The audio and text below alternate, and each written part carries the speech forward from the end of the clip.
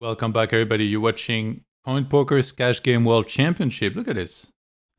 We caught an all-in here, immediately in the nick of time. I'm your host, Johan Merlo. We're back with another day of grinds. And actually, I gotta call a couple peeps. I believe are gonna be joining us. I'll start the call on Discord, then I'll join whenever. Welcome, everyone. What's up, Smeeble?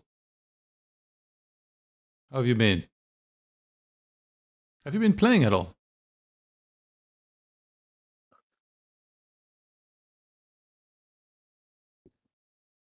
Hello. Hello, hello. How's it going? Going well. How are you? Pretty good, pretty good. Good to have you. Yeah, we got Barry Hands in the house, one of the players from the Mid Stakes Championship, and I believe Weston is joining us as well. Weston, you there? You're muted, dog. Okay, maybe he's AFK. Sorry, I was finishing up some food stuff. Okay, no worries. What nickname should I put for you on the stream? You can just put Weston. Okay. How's it going? Pretty good. Yeah, I've been railing some of the games. Playing on the side. Have you been playing a whole bunch or not that much? Your girlfriend's got you on a tight leash, doesn't she? Yeah, over the last like maybe 3 weeks, I've been playing a little more, mostly because I broke up with my girlfriend. So you know. Oh snap! Oh. Welcome back to the land of the living, Weston. No, I know. Welcome back. What about Where you? have you been? Where have you been playing these days? It's usually just like wherever I can get people who are worse than me to play me. So like I play a little bit on Seals with Clubs and a little bit on CoinPoker mainly. Nice. Yeah, I think not a lot of people play on Seals with Clubs, but they have like reasonably sized heads-up tables, and people set them sometimes, and a couple people will play non-whales. What is that? Is that like a club? Oh no, Seals with Clubs is like an OG Bitcoin denominated poker site. Oh, interesting. I've They never heard have of that one. yeah, it's not a club, it's a public site. You know, I'm kind of shelling it now, I guess, but yeah, they have like a bunch of mixed games too. So some of my friends who play mixed, play on that side, and I just like the heads up tables there. And then you know, also like when you go on these like much smaller sites that don't have much traffic, you can get more like shorthanded games, and I just find it a little bit more fun to play on like the really small sites that like people don't really know about. Nice. Yeah, so you're a big battler then. It sounds like short-handed and heads up and. Well, I mean, I'm a battler in the sense that I like playing heads up versus people who are worse than me. That's fair. I'm not a battler in the sense that I like to play against people who I am unsure if they are, you know. Fair enough. What about you, Barry Hands? You've been playing a lot? Yeah, quite a bit. But for me, mostly just in like the regulated Ontario sites, because that's where I'm from. Yeah. Any live? Live. Not really. The last time I played live was around, I think, when I saw you in Vegas. That might have been the last time, actually. Yeah, Back in July. That looked like a really good trip. Like anything you can share about the whole grind and experience there? Oh yeah, it was fun. It was a pretty chill grind. I was basically just sat at the Bellagio like 5, 10, 20, 10, 20, 40 game for like over a week straight. Went pretty well. Yeah, I had a good time. And yeah, you had a really good result, right? Mm-hmm. Yeah. I remember like you posted about it on your social media, and then I took a screenshot and I sent it to Coley as a way to say like, "Yo, like, go to Vegas." Oh yeah, I I kept remember telling you were him, trying to convince him to play live poker. yeah, because I don't get it. Those guys just like playing online, but yeah, I kind of get it as well. The comfort from home. Yeah, totally. So how did it feel for you to play a bunch live? Like having to count chip stacks, how much is in the pot, and in particular, how much easier were the games live compared to online for you? Well, firstly, I think the reason I like live is it's just a nice change of pace from just sitting at your computer on your own all day. It's just a nice like switch up from the normal routine. And for the most part, like, well, I'm not playing like these really huge private games, so it's pretty chill and they're pretty soft compared to online, obviously. So I have a pretty good time, but it's like it's not usually too like stressful. As far as live games though, Bellagio 1020 is like not I guess I would actually say it's probably the toughest game probably in Vegas, right? I have no idea, but they had a lot of tables running, so you could always like if you didn't have a table you liked, you could change or whatever. I thought it was pretty good overall. Yeah. Is KevinPaqué playing on the PokerGo thing? Yeah, he was Mr. ATM. What the hell? These games are too small for him. Yeah, I played the first time one of the first times I played Bellagio 1020 game.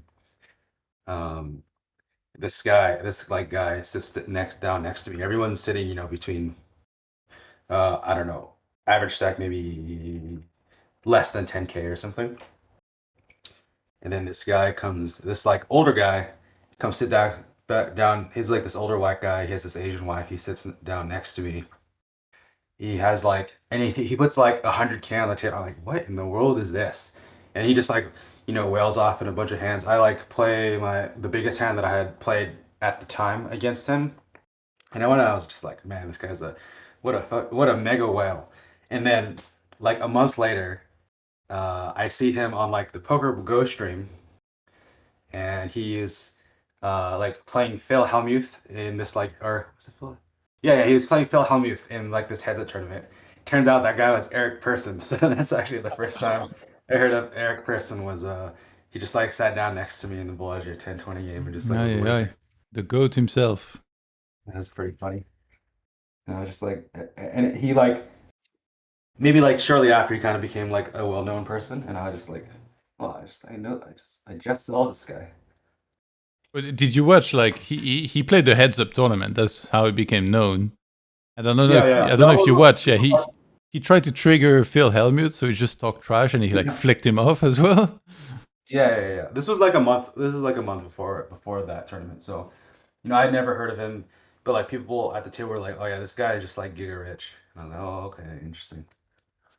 And then, he's like shortly after becomes like infamous for like, trying to trigger Phil Hellmuth and just like, you know, playing these insane games. Yeah, that was funny. Yeah, I think he's one of the guys that's been struggling the most in those stream games. I'm trying to check the website where like they track this stuff. High roll poker. Yeah. Damn, I didn't know that Jungle won 14 mil, but I guess like a bunch of that was from the heads up he played recently. From Aussie, yeah. And Kahan 7 mil. Good lord. I guess also from Aussie, right? Yeah. How did you enjoy watching that? Yeah, those are good. You couldn't sell some action, get in there?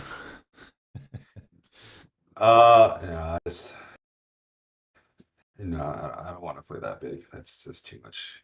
I don't want to play a $6 million heads-up match.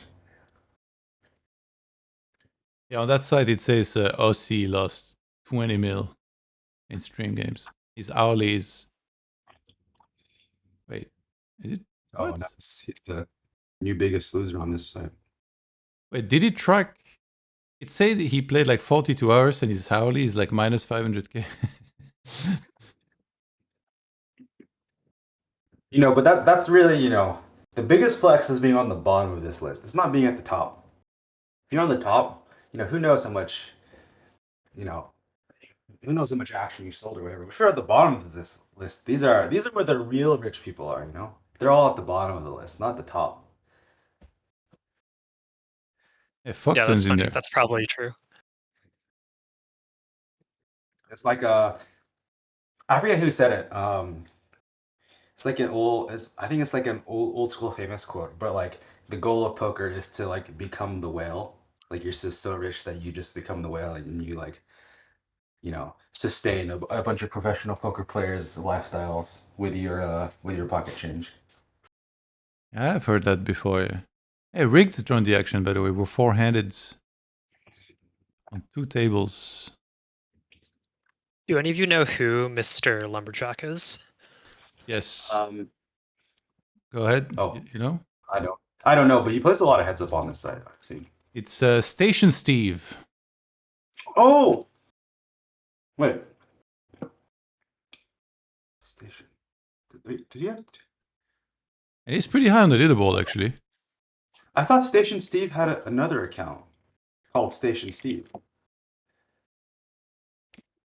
He's 1, 2, 3, 4, 5. Oh no, 6. I'm thinking of Steve Fox. That's He's 7th on the leaderboards, 47k in EV, and actually results, in terms of result, is like 5 binds above that. That's wild. Well, I mean, obviously anything can change, but yeah, it's only 1.5k hands, and he's ran pretty hot apparently. Yeah, I do know who Station. I don't know. I mean, I don't know him personally, but I know the ACR name. Catching a little heat. That sense because both Station Steve and Mr. Lumberjack are big heads up battlers.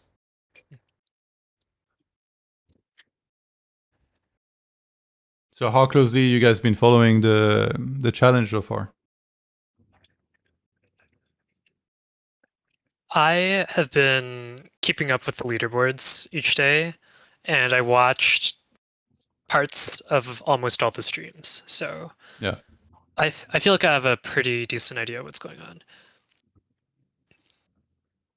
Yeah, I keep up with the leaderboard, and I think I've also watched parts of the streams probably, and I just like have the tables up on my computer if I'm like playing on Coin. Are you guys surprised to see Linus having a bit of a struggle? Yes. Well, it looked like he ran really, really bad, especially yesterday. Yeah. I mean, but yeah, it's true. 13 binds. Yeah. But yeah, still looks surprising to see him dead last. But Yeah, a little bit reminiscent of Stefan in the mid stakes. well, that was less surprising. And Matt Marinelli, I keep hearing like, some hype that he's like a really good player, and then unfortunately in the first Cash Game World Championship struggled, and then now again back to struggling a little bit. But again, it's like it's such a low volume that don't mean much. See, 8,000, yeah. HTP in the chat asked, any tips on how to memorize the GTO post-flop frequencies in order to be better at executing pseudo GTO style at tables, or at least know baseline in play? Who wants to take this? I guess like frequencies, I feel like actually memorizing actual frequencies is like not that important. I think if you kind of have like a rough idea of like something is like a 0 frequency or like if you're talking about like overall range frequencies, I would kind of just bucket it into like 0, 100, like somewhere in the middle, and then like maybe high and low, like something like that. But like memorizing like actual frequencies is probably not something that's useful or beneficial to your win rate at all. And then like, and as far as like, trying to figure out, which of those 5 buckets of frequency might come in, I guess for like simpler spots, like for flop c-bets, you can just like run some aggregated reports and then look at them. And then like, if you're just talking about flops, like flop c-bets in like a single race pot or whatever, like it's a small enough universe that you can kind of just like you can kind of just like memorize what bucket it's in if you really care about it. And then for every other spot, I would kind of just, I guess, try to look for patterns, because it's usually going to be a function of like, how good a spot or a board is for your range relative to the other guy's range, and like the properties of the board texture of like, what are the equity graphs look like, and it's usually a function of that kind of thing. And so if you can kind of just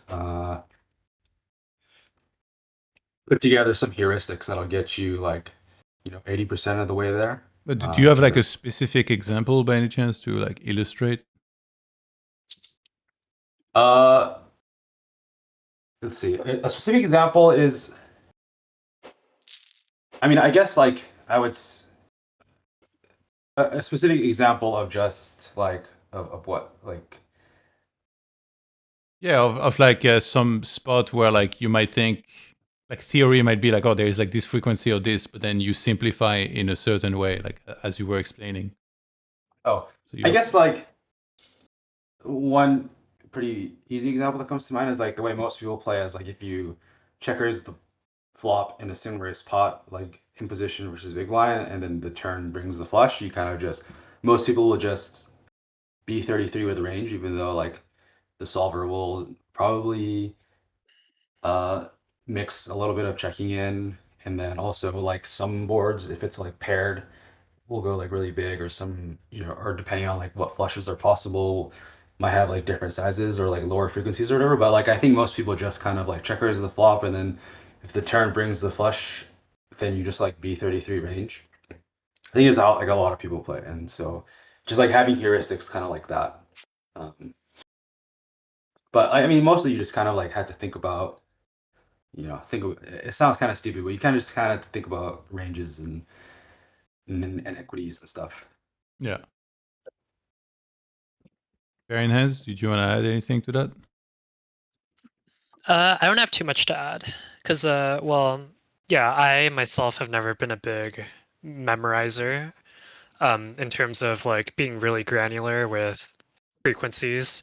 Yeah, like Wes mentioned, I think what's a lot more helpful usually is identifying the overall structure of a spot, and something mentioned with like examining like overall structure.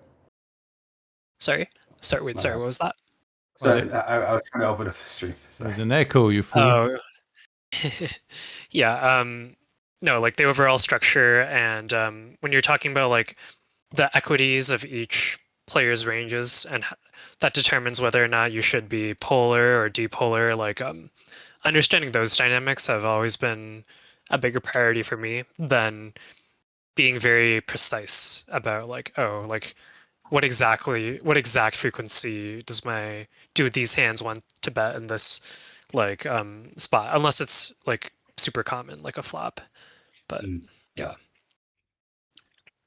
yeah, hitting frequencies doesn't make you money, so it's really not that important, I think. I mean, maybe for like if you're sufficiently I'll just say that. What is going on? A whole bunch of people joining. Apparently 2 a.m. CET is the prime time to get the games going. We got Dunkaroos joining, and Third Sandwich as well. Dunkaroos is who I am rooting for. I love Dunkaroos. I mean, not like the snack or whatever, but I like the way he plays. You've played with him before or no? I haven't played with him before, but I've like looked at like some of his ACR hands, and he's just like Nice. an animal. He's like, Yeah. he's insane. Yeah, big redliner. Yeah. Risk in the chat asked, "Who's bear in hands?" Who are you? I don't know how to answer that. I'm bare in hands. Yo, daddy. Didn't you guys play together in the mid-stakes championship? Yeah. So is I he have. trolling or? Well, I've played with him in the Ontario pools before as well. I think that's why he asked. Oh, he 'cause wants to know the nickname, I guess. Yeah. And Yo. HDP added. Oh, hello. Oh, we got Mr. Moose Gills. What's up? Yo, how's it going? Good, and you? Are you guys just watching the stream? Is that how I'm supposed to? Yeah, I have the tables pulled up. I think Twitch has less delay than YouTube. Oh. Yeah, I thought he said he plays Ontario. Yeah, he does. I got a feeling he doesn't want to say his nickname there. So. I'll DM him. I'll tell him. But I might not tell the entire stream. But yeah. HDP added, by the way, he said, "Cool, thanks. I'm also trying to bucket range or hand classes. Just confused about how to go about it. Thanks for input." Moose, did you hear the discussion about frequencies? I did not, but I can imagine what it involved. Yeah, HTP was asking about any tips on how to memorize GTO post-flop frequencies. Yeah, I assume these guys said the same thing, but I would say it's way less about memorizing and just more about understanding thresholds of like what hands are value bets, what hands have the option to bluff, and then you can start thinking about frequencies within that. But most people try to memorize frequencies without even starting with like the thresholds or whatever, right? Yeah. So usually, if something is a mixed frequency, that just means you have the option to do either action, which means you should be thinking about where your EV is actually going to come from with that hand versus whatever opponent you're actually playing. Would you guys guess that most mid to high stakes players nowadays, they figured that out on their own, or did they learn about it through like, say like coaching, through CFP, or maybe it's like some course that they watch? What would you guess? I guess a lot of them probably haven't learned that. But otherwise, probably like, I don't know, very repelling YouTube videos or something. Yeah. Would be my guess. I think the longer you play, the more you realize what actually matters. Where I feel like it's kind of like the part of the process of when you're, I don't know, at low stakes or 200 NL or whatever, you become obsessed with like hitting frequencies of like 0 EV hands without even thinking about if the other guy's gonna fold too much or call too much or whatever. I think eventually you kind of grow out of the idea of that memorizing frequencies is the way you're going to get good and have a win rate in a tough game or something. Yeah.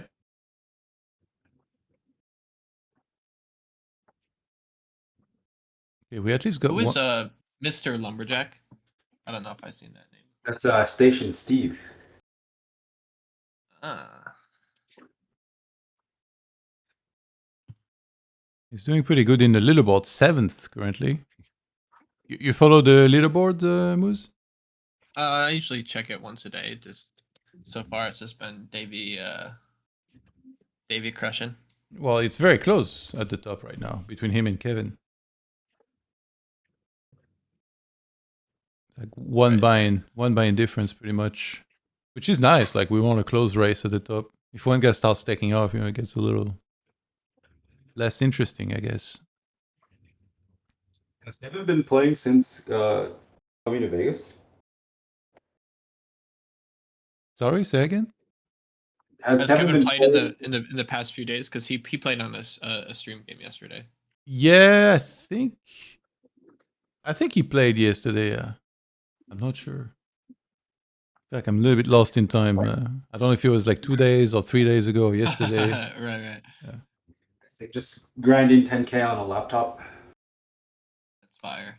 Well, during the last Cash Game World Championship, Barack went to Bahamas. And then he busted, I don't remember, like some absurd bind. I don't know if it was like oh yeah, I think it was like 100K or 250K or something like that. And then he just went to his room and he grinded this on his laptop while on the stream, like on the call. I mean, that's next level sicko. That's funny.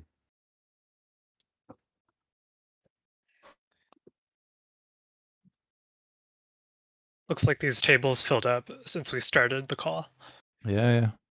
We had a couple another player I don't know who is Turd Sandwich. That's Beatsby player Pierre, French guy.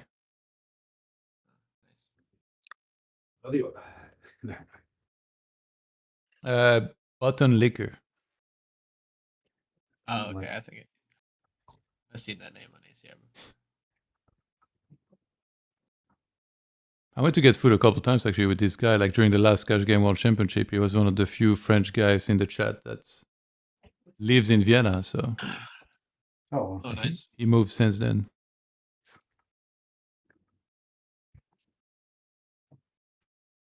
You also live in Vienna, Johan? Yeah. Great city. Although it's very cold right now.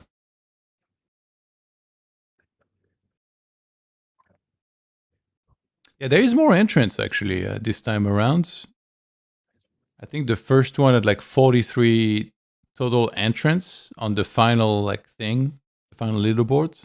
I don't think anybody was removed because on that one there was like people that have like just a couple hundred hands. So I don't think anybody was removed from that one. But this one already had yesterday had 55. So that's a decent amount more. But it does feel like maybe the players that were grinding insane amounts, they've kind of calmed down and maybe they're playing a bit less this time around. So the games run a bit less often. You know why this year they're not required to use their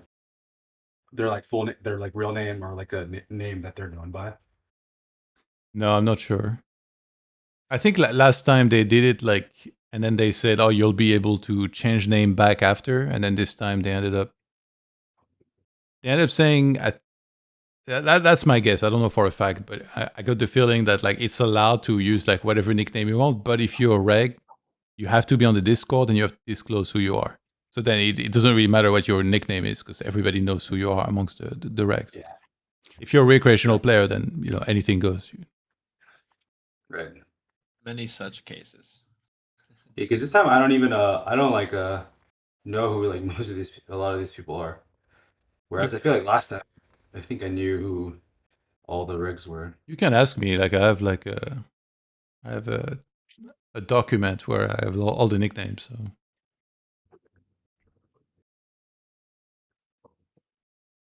I'm just looking through the leaderboard. Who's Griagi?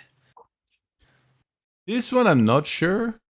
They were talking about there is maybe a Russian streamer that has a similar nickname. I don't know if it's actually him or if it was his Twitch name or GG name was GRE Poker or something like that. I think that's what people were. Yeah, I'm not sure if that's him. Yeah, that's one of the few. I don't know.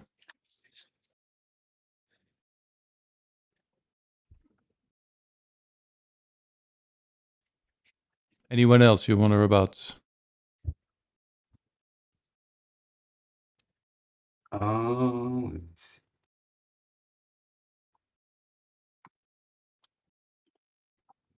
They have anti-table, but they don't really. I think the cash game players don't necessarily want to play them, but to kind of try to entice MTT players to play them, they schedule sometimes on the Discord. I think it happened twice where they did a session, and then it attracted a couple really good MTT players. So Tony Romo is one of them. That's Chris Brewer.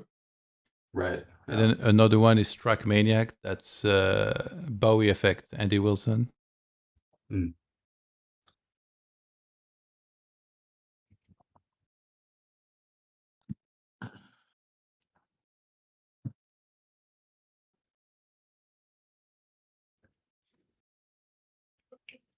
Who is this shit confusing? Yeah, this one I'm also not sure. Okay, yeah. Which They won one? 6 buy-ins in less than 300 hands. That's pretty impressive. See, not that confusing, I guess. Yeah. The shit is simple. This shit simple. This shit easy.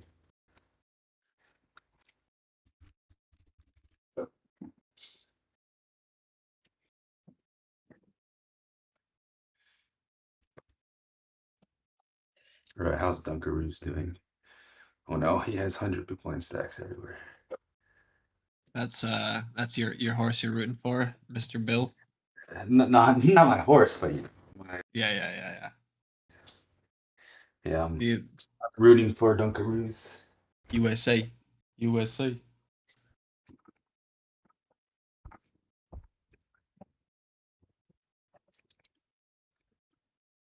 I think he's also from a city that I used to live in. I don't want to necessarily out where he lives, I guess, but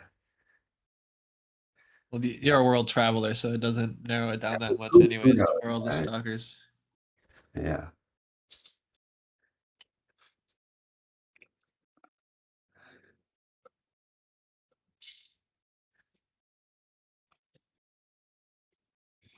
I'm gonna ask now on the Discord about all those nicknames that I didn't know. Maybe people can tell me. I think I'm missing like 4 players total. That's it. Oh, the name I really like is just, "Hi, this is Mike Tyson." I don't know. I just find that so funny because his avatar is just like Mike Tyson, right? Like I just like find that just so amusing that so much. Do you know who that is? No, I don't know who he is, but I've seen him on CoinPoker before. That's Yeah. Choose Wisely. Oh, yeah. Choose wisely, my friend. Yeah, I find that very funny. Oh, it looks like Luca just got a There's bluff through on the little 4 flush spot. You want to check the replay for that hand, Todd, when you get a chance? It's on the left side table. Yeah. All right. So it's an open on the button from Dunkaroos. First win, 3-bet small blind, 13 big blinds. Call Queen 5-3. Continues for half. We see a call, Deuce of Diamonds. And he goes small, third pots. Another call, 10 of Diamonds. Jams, and he gets a fold through. And thanks to the technology of the show table, we get to see he has Ace of Hearts, Jack of Clubs. What do you guys make of this play? I don't know about turn. Turn seems, The turn is the main surprising spot for me, I guess. because I think also once you size a little bit bigger on flop, then these like turn that complete draws become even better for in-position players. What my understanding would be. So then, I mean, I think kind of what he's going for on turn is he still has like an overcard and a gut shot, and he doesn't have any spades, which would be some of the folds. But I don't know, this seems like he might have rolled a little high there on the turn. I don't actually Yeah. have an expert opinion on this. I will take a look at it though. Interesting spot. Pairing hands, anything to add?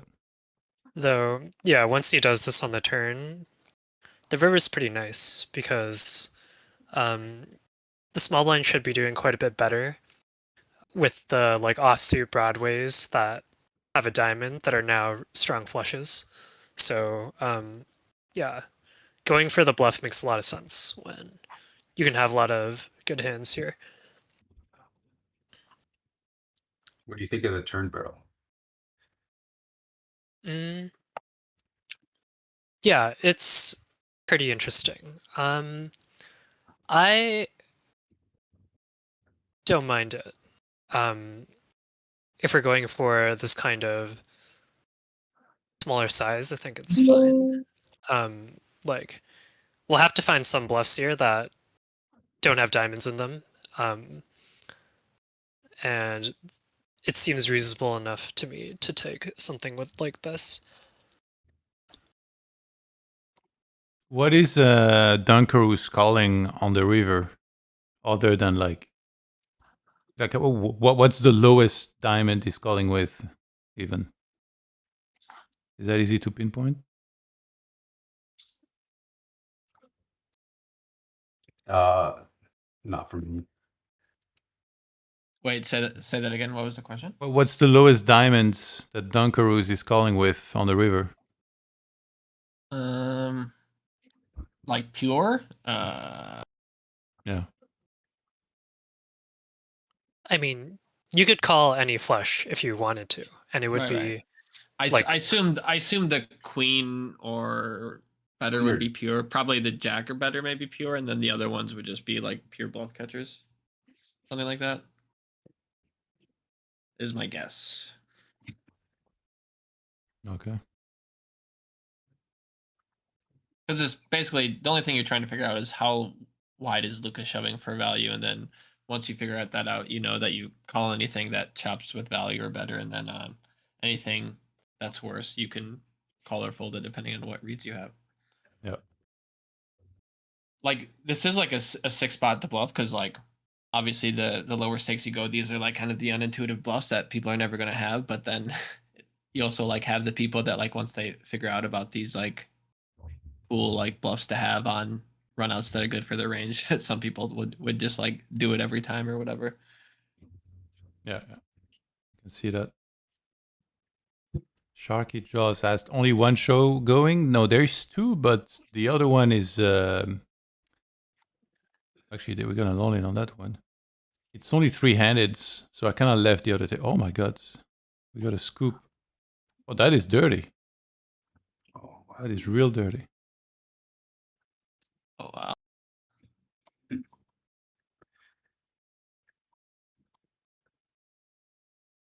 So it's a 3-bet blind versus blind. And big bet call. I guess he check jam turn. I mean, the hand played itself, but still. Yeah. Yeah, it looks like it to me. Run it twice too.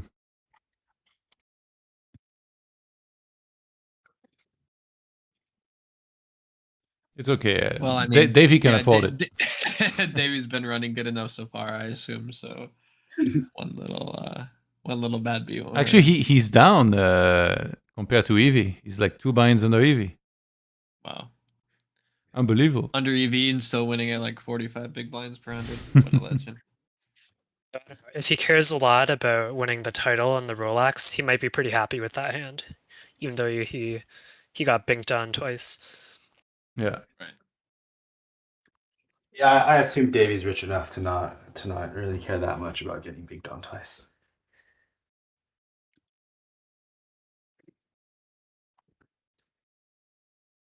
Was you playing any Hold'em recently?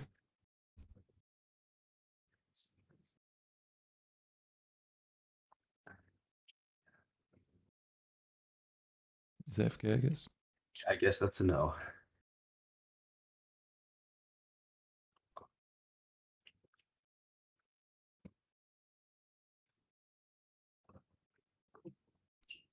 Any travel plans, Weston? No, I'm super traveled out. I was traveling around Asia for 2 months. Yeah, he was. I got on call with him last week, and he started speaking Japanese to me, and I was like, "Bro, I don't know how to fucking understand that, buddy." Where'd you go? You was like Japan and Macau, and then Hong Kong, and it was like I feel like every Asian country you just checked it all off. Korea, Japan, and then I went to Toronto for 3 days for something, and then I went back to Japan, and then I went to China, Hong Kong, Macau, back to Japan, and then I came back. Or I went to Taiwan, I guess. Yeah, layover in Taiwan and came Yeah, back. man. What was your favorite place you visited? Also, what's your least favorite? We have to have the highlights and the lowlights here. Yeah, I mean my favorite is just I'm Japanese American, so I like Japan the best. Not that that's the reason why, uh, but as far as like I really liked Hong Kong. I thought Macau was pretty fun too. Korea was also surprisingly good. I think like especially in like SoCal, a lot of people that I grew up around would always say like, oh yeah, actually LA Korean food is better than Korea Korean food. Even like Korean people would tell me this, and I was like, oh okay, I guess I don't need to go to Korea ever. But then actually the food is like quite good. So I think they were actually wrong about that. So I did like Korea a lot. I guess that Korea would be my choice for like the place that I liked the most more than I would have expected. But I just like overall I still like Japan better. My least favorite was I don't know, probably Beijing. I was forced to go to Beijing It's by very my busy, right? uh it wasn't that busy.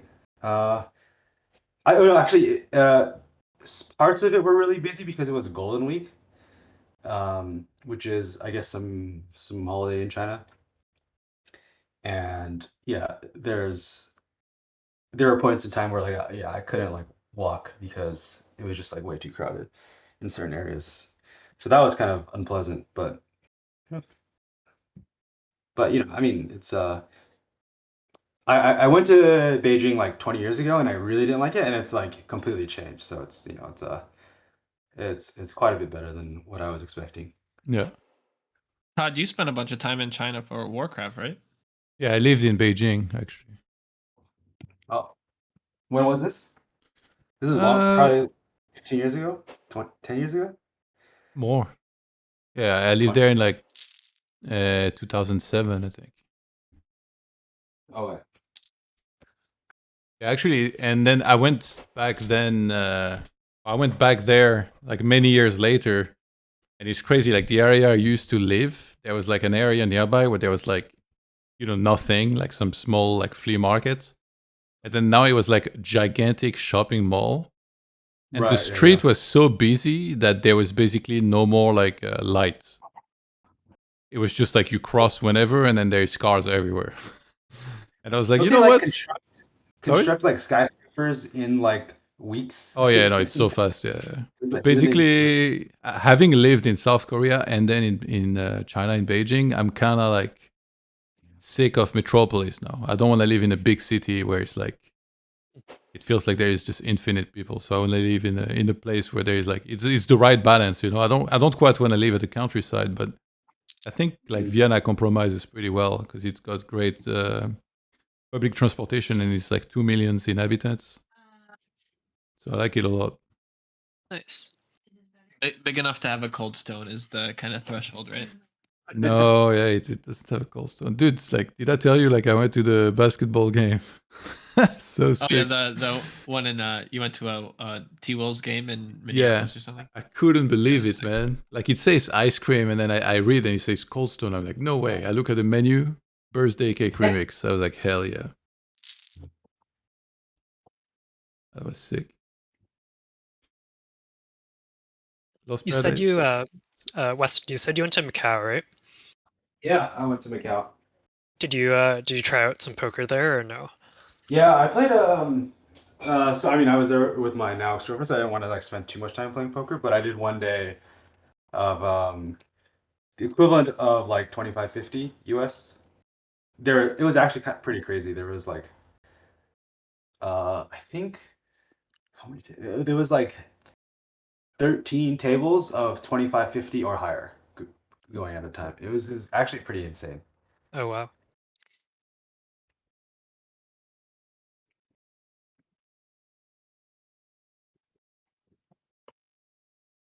But the games were like fairly different than like how they are in Vegas, where like in Vegas people are buying for like 1,000 bigs, and like you have all these side games going on or whatever, and like these like double board bomb pots on dealer changers or whatever. There's like none of that in Macau. It's just 100 big blind vine. People just like Oh, playing like hold 'em only, no straddling. It's like like 25-50 is 25. It's 25-50. You know, it's like Yeah. What's the meta it, of the games? Is it like really nitty or like loose yeah. and I mean, splashy? it's fairly nitty, I would say. Yeah, I think the like just when you say the structure of the game is like no side games and like everyone's at 100 bigs exactly, like that just makes it sound nitty right off Yeah, the yeah, jump, right? yeah. Those are kind of like those the same like population creates those two things, right? Yeah. But if like if you're just like trying to get a lot of volume in at like relatively high stakes, it felt like pretty easy to do that just because there are so many tables. Yeah, I listened to you guys in the chat, by the way. I switched to the 2 show tables, even though one of them is 3-handed. And Lost Paradise asked, who's Monkey 147? So what I know about him is that apparently he's a Macau reg. And I saw another comment that said that he plays all-in or fold Omaha sometimes too. So I'm not sure how accurate that is. Wait, so is he a reg? Or does he play all or full Omaha? He's a Macau reg, so I guess he's like a live reg, but maybe he also plays that. I don't know. Like, I think I just kind of wrote down like whatever comment was made. I think some people actually made money on the all-in or fold tables on like GG, but you're like, I think you're if like a fish is in the game, you're kind of like break even, and then you're like just playing for the bad beat jackpot or something. I don't really know. I know Yeah. it's I just know some smart people I seen grinding those games a bit, so I assume it was profitable in some way. But it sounds like a freaking meme to be a 10 big blind all or no fold reg. Apparently, Kaltor lost a whole bunch. Who? California? Kaltor, yeah. You know Kaltor? Yeah, I mean, if you lose a bunch playing, all in full Omaha, I don't have that much sympathy, I guess.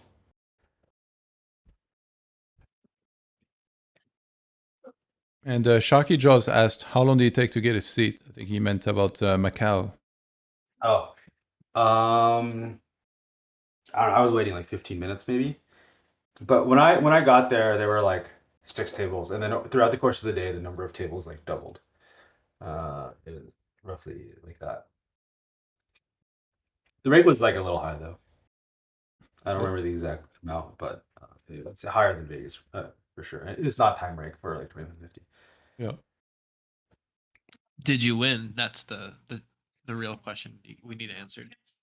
I roughly broke even, like plus or minus. That sounds like a lot. That sounds like a loss, buddy. It's like minus like less than 10 bigs or something. Yeah. Which I think I was in for like 400 bigs because I kept rebuying because I kept losing and then I ran it back. So so that in that sense, it was like. Oh, that's a win then. Yeah. If Yeah. you lost, but you're in for 4 Yeah. buys, that's a dub. Yeah. But you said they played tight, so you tried to run the table over, or what? What happened? I mean, I don't have any. 3-bet these fools? Run the table, but yeah, there's just like some people who played really bad, and I like, didn't believe their stupid lines and pressed call and won. So that was most of the hands that I won. Yeah.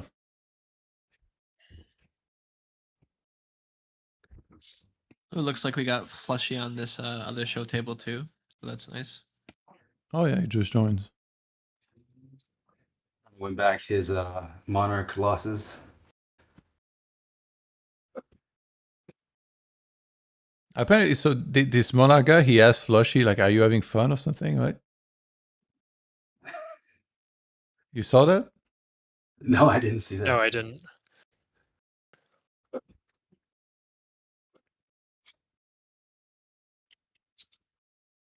Linus Berry said CoinPoker could serve Kaltor from the devil.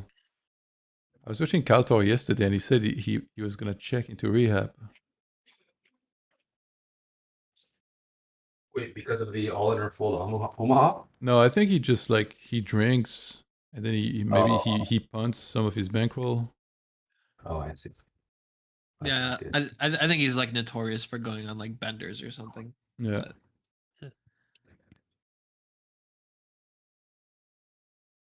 I mean, it's tough when you have an addiction.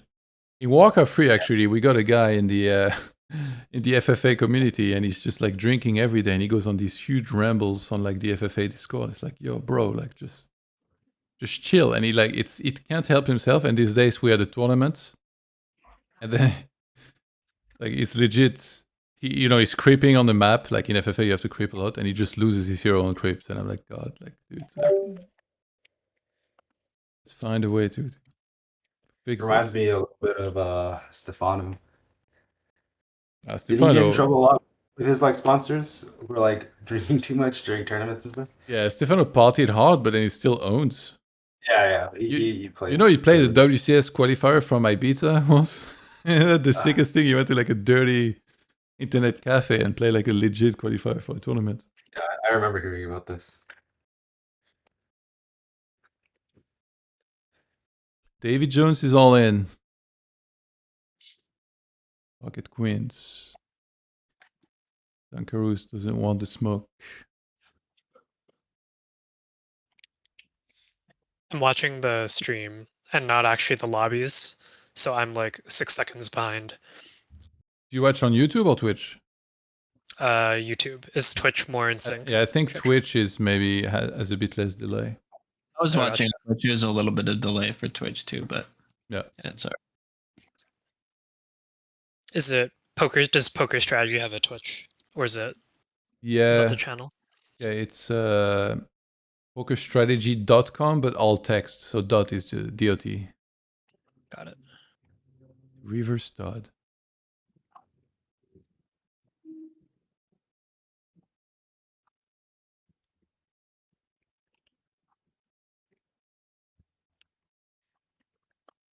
This guy wants interesting commentary, not just chatting. We're I chatting. know. I was gonna address that. Chinese guy wants us to analyze these hands, not just shoot the shit, I guess. I saw this comment and in my mind, I just thought I had moderator rights so I could nuke it. See, the thing is, like, all these hands are gonna be just like way above. Either they're gonna be standard or they're gonna be above my head. So it's like, you know.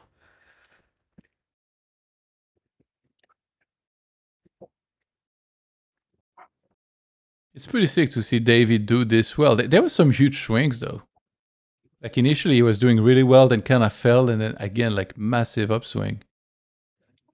It's interesting. It'd be interesting to see the you know how on PokerStrategy 4 there are like the graphs that say who you won all your money from. It'd be interesting to see, like, I guess it's probably from Linus, right?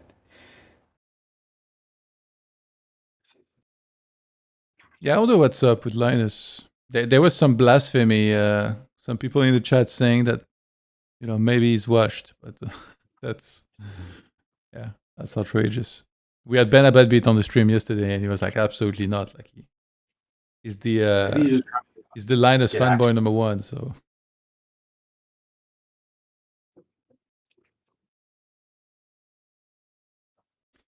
And third sandwich and lumberjack would make sweating more if I know the star's name.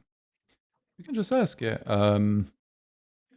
Lumberjack. Okay, let me open my documents. Third sandwich is Button Liquor, and lumberjack is Station Steve. Is that his star's name or is that his ACR name? Yeah, those are ACR names. Yeah, but ACR. I do not know the star's name. I don't even pronounce stars anymore.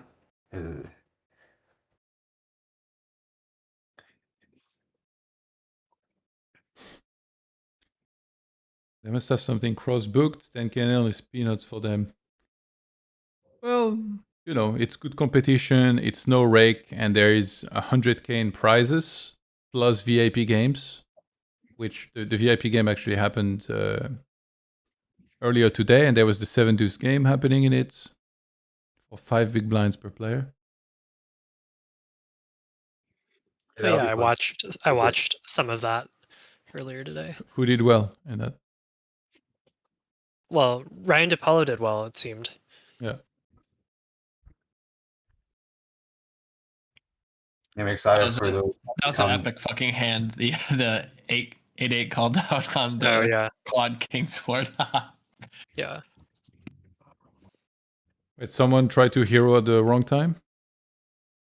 I can tell the hand history pretty quick. So I think he had just lost a hand before, so he's a little tilted. So Ryan DePaulo, that is. So Linus opened, and then Ryan flatted in position with 3-2 of spades, and then both the blinds called, and then Linus c-bet on King 4 with 2 spades, and then Ryan raised small. The other people folded. Linus called, and then the turn was another king. So the board is King 4 king. Linus leads small. Ryan calls with his 3 high flush draw, and then the river is a 4th king. And then Linus checks. Ryan goes all in, and Linus check calls with what is effectively 8 high and beats the 3 high. Oh my god. Yeah. The sick part about that call too is I don't think even Linus thought he would have a hand like the 3 high flush draw. Like he was looking for other hands. Right, like Well, I assume, yeah. I assume it was partly he was looking for 7 deuce, and then just like the lower pockets that my protection raised the flop, like Yeah. 5, 6, or 7s or whatever. That is actually sick. I remember somebody telling me about how you shouldn't try to bluff rich people as well. Because they don't care, they'll just call. Yeah.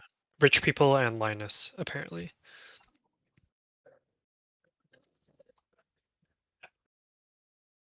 This one guy said, add me to commentator's booth. I got some thoughts.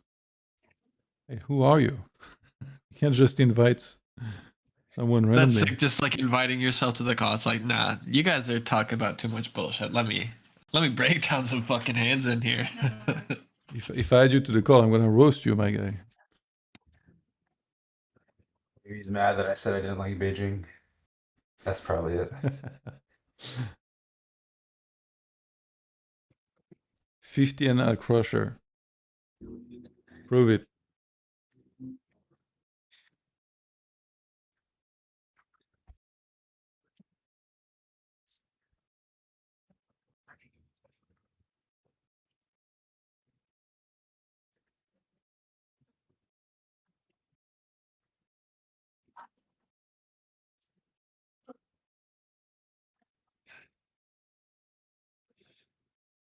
It's kind of hard to monitor the tables all day. I wonder actually how much Prodigy's been playing as of late.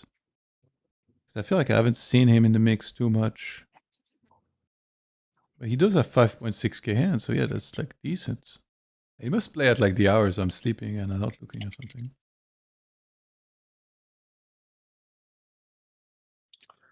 Yeah, there's a decent number of hands. I'm guessing he's probably fairly busy with his CFP. Yeah.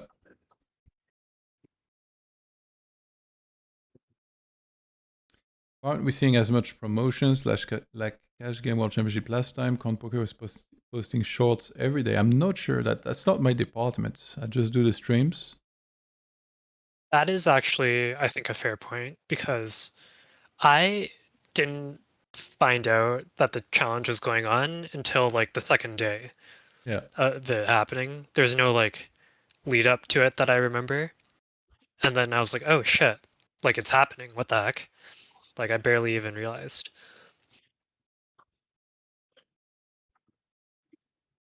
Yeah, I'm not sure. That is not me.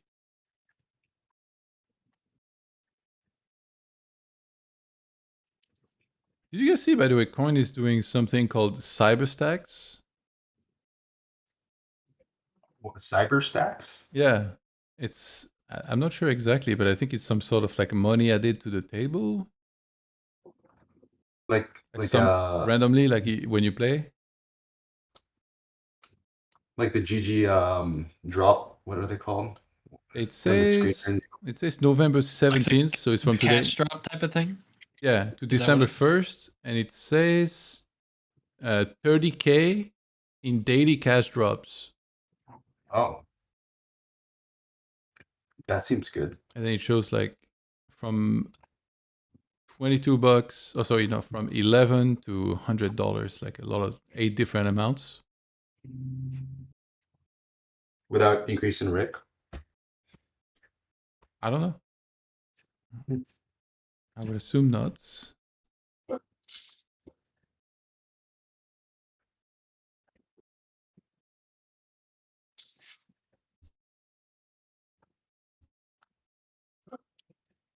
If you guys see any interesting hands, let me know. I'll just bring it up. SFTV Music asked, how do I get CFP from Prodigy? I have no idea, but I think you have to be playing pretty high stakes already to apply.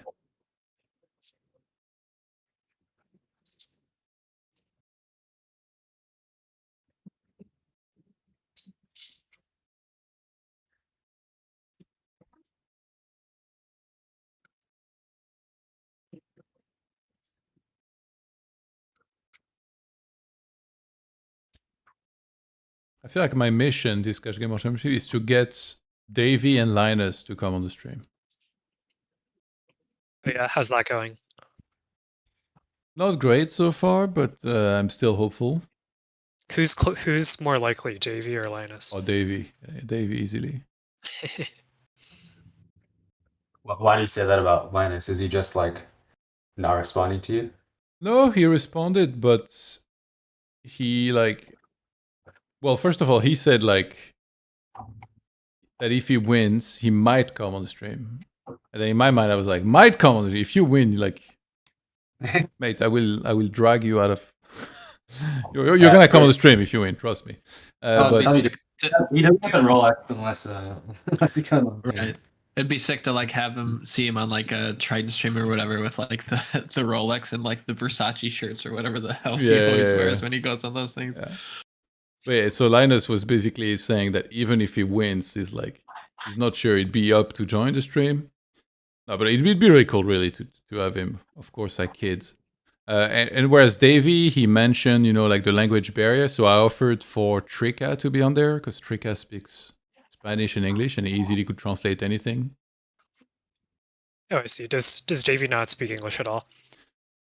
I feel like he speaks English, but it's like one of those things where maybe he feels like he's not comfortable enough to, like, he won't be able to elaborate on certain points. And it makes him feel awkward. Yeah, fair enough. I'm not sure, yeah. Oh, okay. There's a big pot on the right. Let's catch what happens here. Yeah, lock in.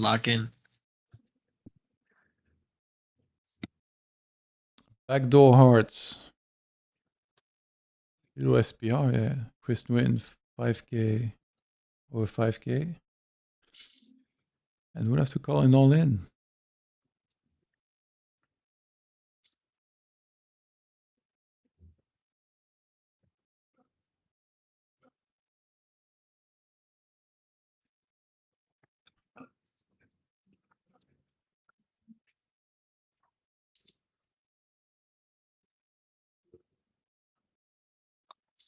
Well, it's a show table, so we get a see regardless.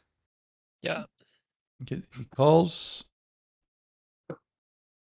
Oh my goodness. Wow. Wait, what was this?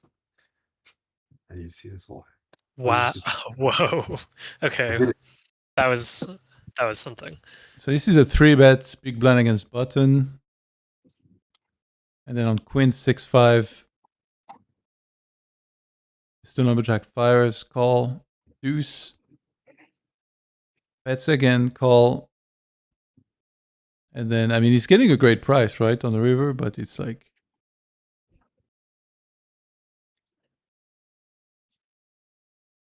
How often do you really win here?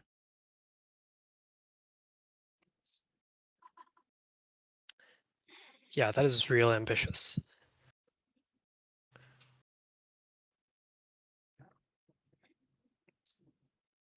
This is big blind button, right?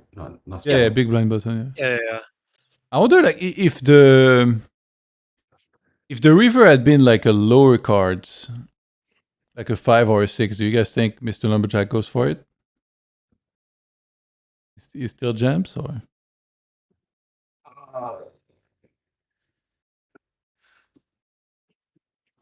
If it's like an offsuit heart, probably. I mean, offsuit, like low card, probably not. Yeah. Yeah. With 4s here, like on the flop and turn, you're just shackled to, you know, to your destiny. You just have to press call. Yeah, I don't think like flop with the diamond small bet seems mandatory, and then turn when you pick up the gutter. I don't think you have any other choice really. Yeah. I guess he just like trying to. I mean, I guess Luca's hoping that Lumberjack has enough of like the offsuit garbage, like the one heart offsuit garbage that always follows through in the turn, and then sees like the nice river, and then just goes for it. And so, I guess it's If yeah. Chris Nguyen had a set here or a straight, would he jam? Oh yeah, definitely. Both? I mean, Lumberjack could jam every rivered, every rivered king, probably even ace queen on the river. No, but I mean Chris Nguyen on the button. Like, what is he gonna jam here in this spot? On the turn. As in position. Yeah. Or he's not gonna jam, he's just gonna call.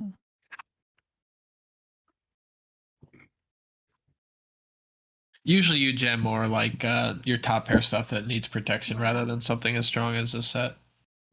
I think you'd mostly only like it makes a little bit more sense on the double flush draw board, but I would expect most people to just continue to call their sets on the turn. Yeah. Yeah. I think in a spot like this, it's like just because everyone will play their big blind 3-bet a little bit differently and like what frequencies they're hitting with certain combos, you kind of want to know your customer as far as how they're playing pre-flop to decide if they're going to show up with enough bluffs on a run like that. Yeah. Yeah.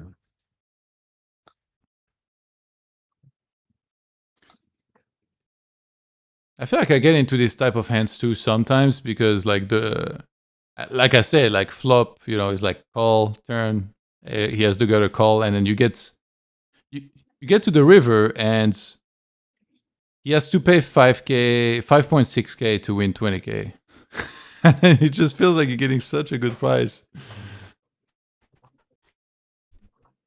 Yeah, it's also like once the double flush draw comes in the turn, I assume that he's like, folding a good chunk of his pockets between the queen and the sixth, and he has so many like unpaired flush draws to continue. So he's gonna have like a bunch of diamond auto folds on the river, and then I don't know.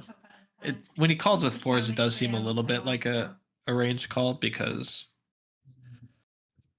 I don't know. I guess the hands that would have like worse blockers, like maybe sevens or something, are probably more likely to fold the turn because some of the bluffs you're looking for are like the suited connectors, like the 8-7 or 9-8 or something like that. In addition to like whatever offsuit hands that Lumberjack might be 3-betting, I would guess. Yeah, fours is real out there for sure, even with getting this price. Yeah. He really didn't believe.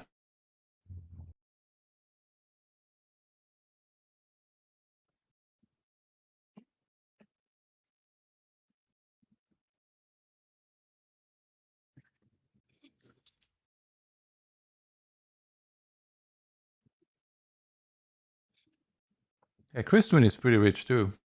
He won like 2.1 mil in Bahamas.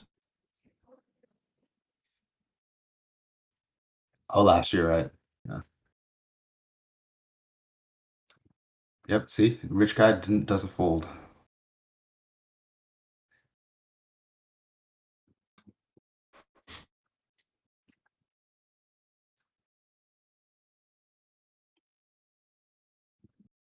Oh, Owen's here now. Oh, there we go.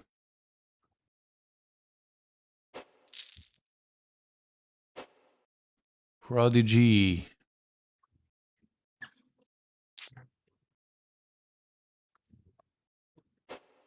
Actually, it sucks to arrive now because like there's barely any open seat on like.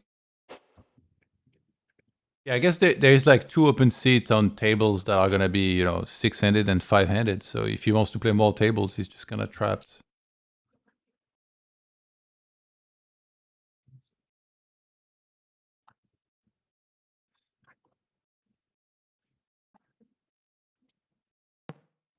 Got his other table as well.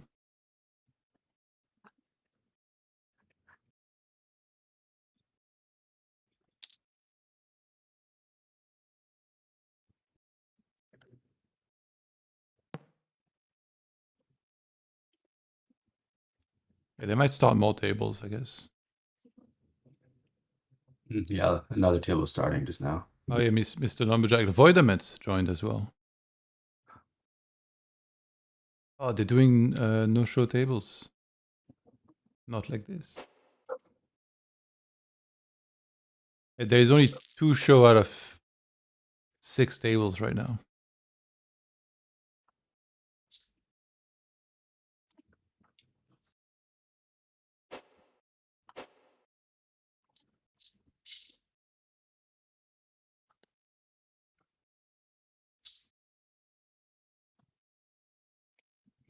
Actually, The Rock played a little bit. He changed nickname, but yeah, he played a little. He had like a 2 buy-in budget, and then he unfortunately lost them. Sad. The legend. Maybe the 3 of us could pull together like one buy-in and have one of us just hop in for fun. All right. We'll have a Yuan play. Yeah, he's got to get on the leaderboard again like last year. 2 days ago, I was commentating with Sakram and CMX, Sherry Sweet, and then they were saying that this was pretty much done elsewhere, and then they had this guy called Bean basically play, like no limit 500. Oh, I know what you're talking about. Yeah, and apparently, like this was like this guy just crushed and like won a whole bunch, Yeah. just doing like whatever. So they were saying Actually, saying good content. Coin should sponsor basically like someone to play in this. Well, that's what I did that one. See, last year that wasn't there that guy You that dumped to the one guy. What was his name again? I forgot his name, but I like dumped like I like dumped a bunch of money to him, and he went from like 10 NL to like 500 NL or something. Oh, Lemon. Lemon, that's it. Yeah, I Yeah. dumped like a bunch of money to him. Yeah, it's so funny. You got outline. You had aces. One thing pretty sick about that Luca hand, I just looked it up. It's obviously a bit with a grain of salt, but on the turn, the big blind's supposed to be merging with ace 5, and on the river he actually bluffs with ace 5. So fours is losing to bluff and bluffs on that run out, at least on the sim I'm looking at, which would make it. That would be a fucking disaster. If he shows up with ace 5 of spades, and you're like, oh no, not like Yeah. this. Well, yeah, no surprise. Solver doesn't love that call, but that is pretty funny.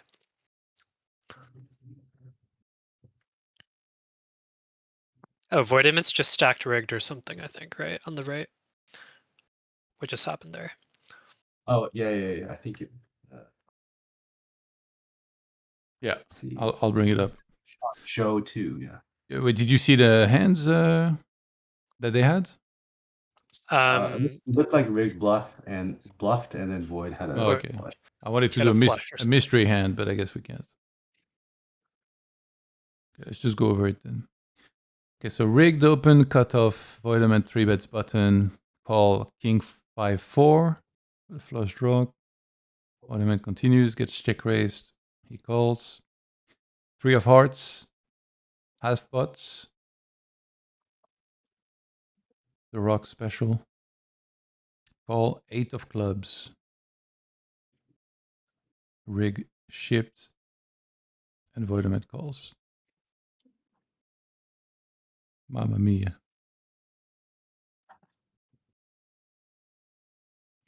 With just the ace of clubs here, like check raising on the flop, this whole line, it's something that you will do often, or is it like a low frequency thing by rigged?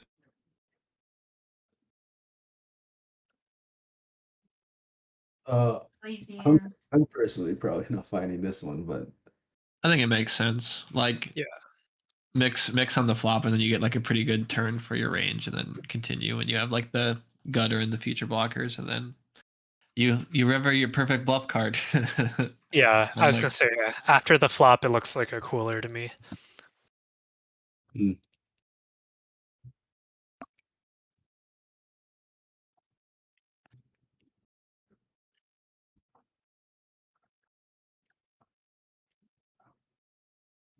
Damn, why don't they do more show tables?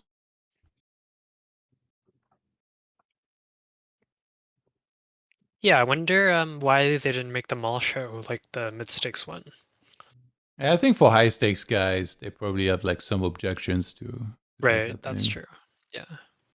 Their EV is worth a little bit more than ours. Oh my god. Oh, again. Ay. Chop it up.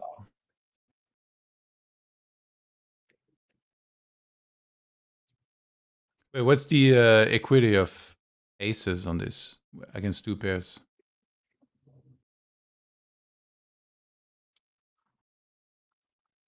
You guys know? Top two On the against. turn there. Yeah. How many outs does aces have? Like 8? Is that right? Yeah, so he has what, like 15-16% or something. That's it. Oh my god, yeah, that's okay. That's very bad for his EV. Yeah, a little bit more than that. Yeah.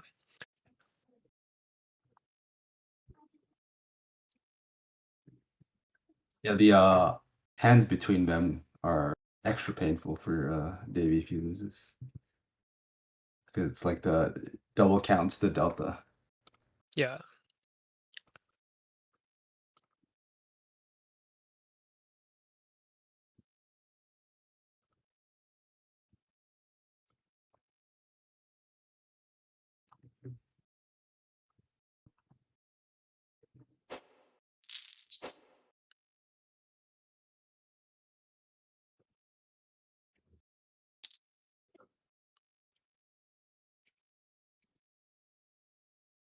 You should try to get Dunkaroos on the stream. I'd be curious to see what kinds of things he says. I want to I want to put a voice behind the the poker hands. Well, I'm gonna message him right now. Actually, he's on the Discord, so let's see. And that was a good time. I'm just kidding. Oh wow, Davy with the click. Or not a click, just a raise. On a board where 99% of people don't play raises against big bet.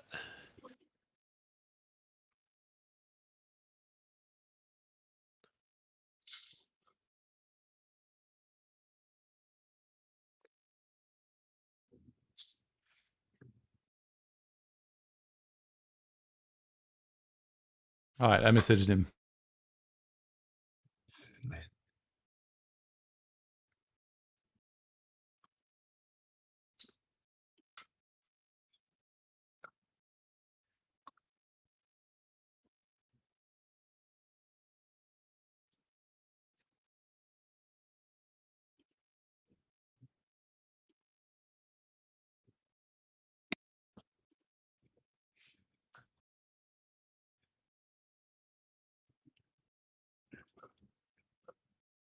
Oh, that was interesting. Betting the turn with ace queen there. Mm.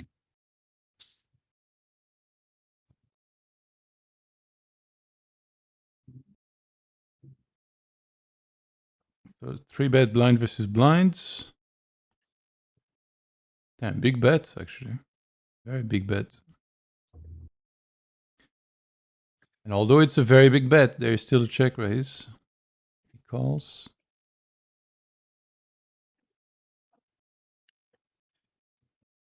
And we got some non-believers.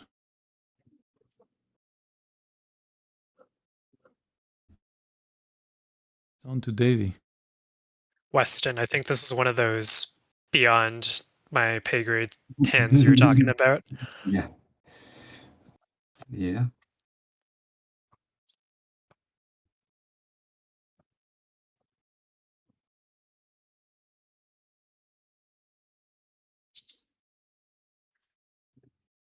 Unfortunately, I was hoping more to see what Davey had than what the imposition guy had. I can imagine what he's going to call a flop check raise with. I wanted to see what he's check raising that giant bet with.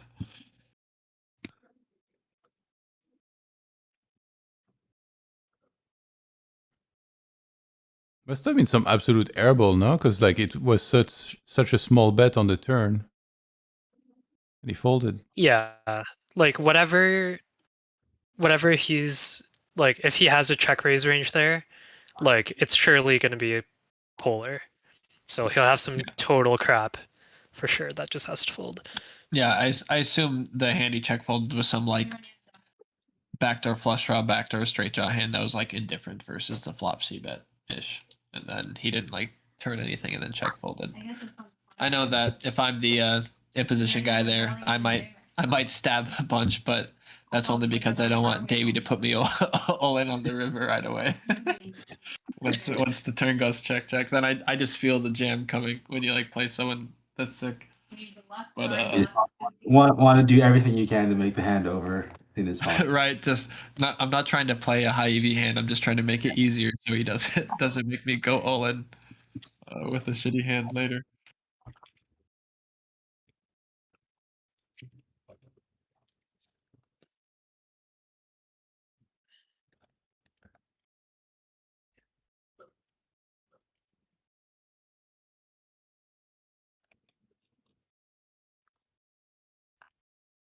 See, Owen and Flushy, blind on blind violence.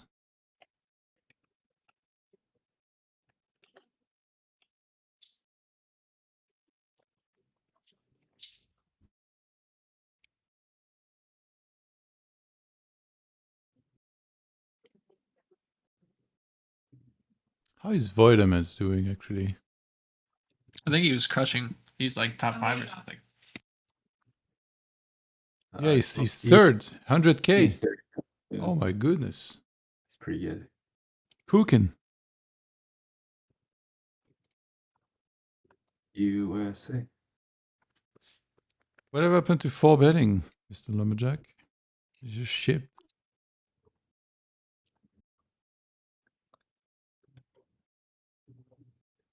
Doesn't want to play a post flop with Fleshy. Neither would I. I would also do the megaphone ace king line there. Well played, Mr. Lumberjack. I'm with you. Yeah, I mean, if it's Fleshy or if it's Davy or Linus, just end the hand. Just run it. No more decisions. Sharky just said, Johan, have you reached out to Cruiser or Mato Star? Both good theoreticians. I don't know those guys at all. You guys know them? Cruiser is like a carrot poker school coach, I think. Okay. I don't know much about him other than that. And I don't know. What are the other names you said again? Mato Star, I don't know who that is. Nope.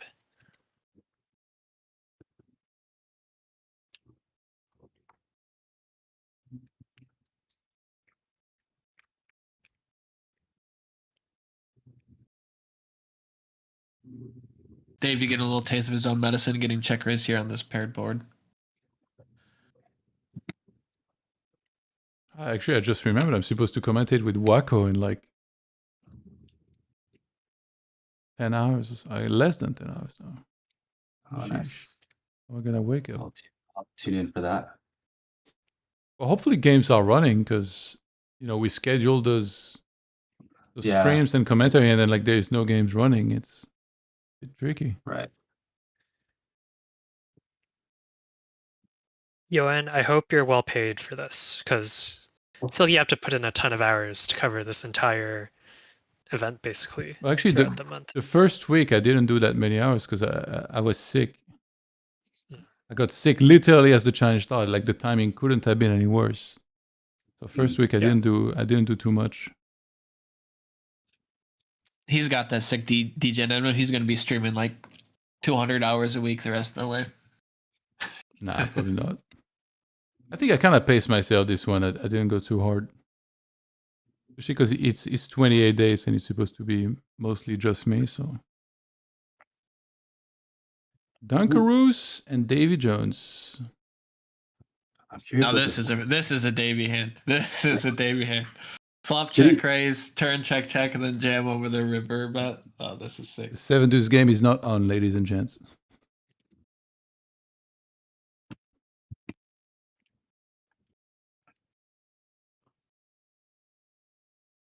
So what Davy's repping here, pocket fours, ace five, or turn trap?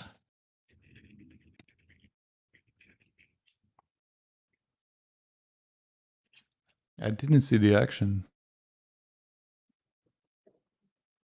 Flop, Davy C bet, Oh Dunker's my check raise. god. And then, oh, the preview. Yeah. That's a Davy's hand. Yeah. That's a Davy hand, baby. Oh, so sick. I just feel like Davy gets there like more than anyone else I've ever seen. It's like the old like OTB hands where they're just like, yeah, he's sick, but he always rivers the cooler. Oh, he checks back the turn. He gets it. A Oh sick my god. turn, check back, fading the check jam. Yeah. Very nice. I wonder actually if Dunkaroos had checked river, do you think Davy just ships or like how would he play this? Yeah, I would imagine so. Okay, so it didn't matter that Dunkaroos let out. Well, it mattered in that like Dunkaroos might change his call frequency versus a raise compared to if he just gets jammed down. Like he might perceive it in a different way. But Yeah. like yeah.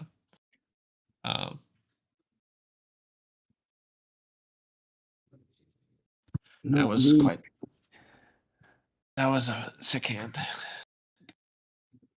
Like I think he's like really looking to see like, I don't know, ace 4, 5-4, ace 3, ace deuce, stuff like that there.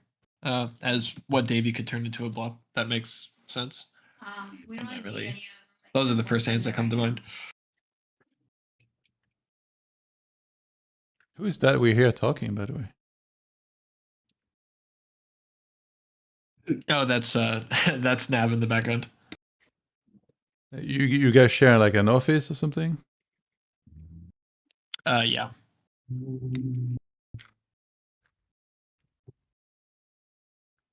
It's not driving you crazy, Moose?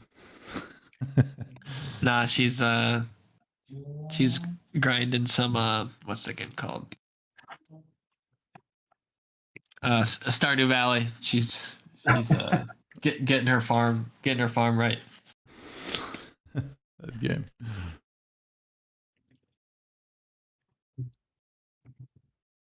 J. Scott asked, if we run Girogin while observing, will it display the line for each hand? Example, c-bet 25, bet 125, check. That would vastly improve viewing experience. Actually, I don't know, would it as like a spectator? Do you guys know? I don't think so. Well, so I have intuitive tables open and it doesn't do it for intuitive tables. Okay. I don't know if Girogin is. You could probably ask them to. I stopped using Girogin because I think intuitive tables is better, but you could probably ask them to like make the feature for you. What do you mean? Just like say like, oh, this would help the view experience. They'll probably build it for you real quick. Do you think it would be easy to actually like just do something like that? Well, because they already have the feature for if you're playing, so they would just need to like turn it on for if you're observing. Okay. I assume. I don't know. Maybe there's some other issue.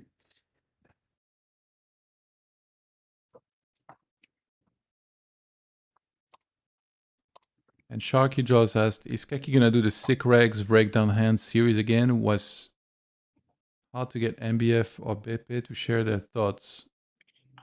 I think there is some stuff being recorded, but I don't know exactly if it's that specific, series or content.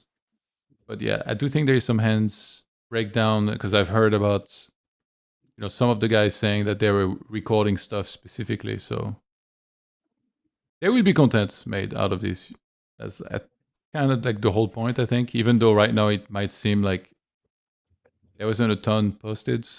It might just come later. Yeah. Like a big thing that I do is that I write down whenever there is an interesting hand coming up. And then out of this, they can make a clip from the stream, or they can find the hand even more easily than usual because now they have a timestamp, and then they can make content from that, like just very easily as well.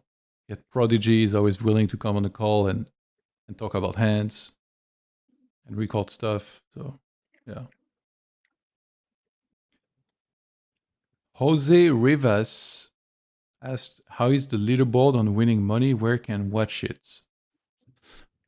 I think, not sure exactly what you mean, but I'm guessing you're asking about the leaderboard. So this is it. Right here, Davy Jones in the lead. TaxHere, second place. Voidam in third place currently. And the prizes, it's 4 weeks long.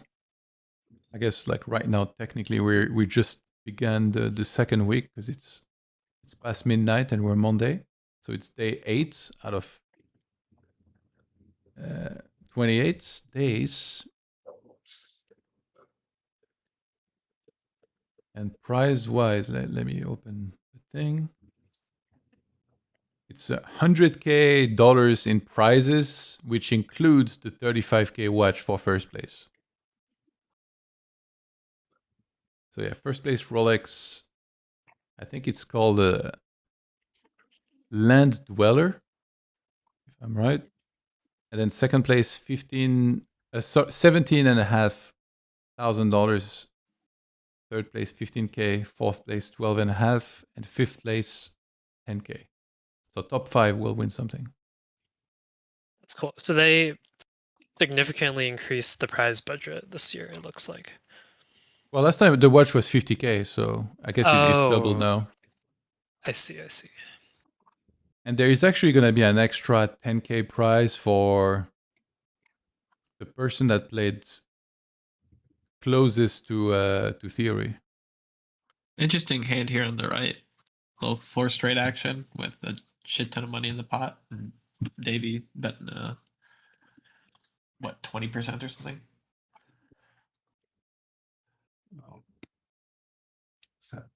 Chop it up. Wait, you said for the player who plays closest to theory, how do you determine this? I think all hands are getting checked, basically. All hands are being entered into like some sim thing. Yeah, it's like maybe like a I don't know, GTO wizard style like accuracy score or something. Mm. But then if like your opponent takes a 0% line, then how is that's the thing, right?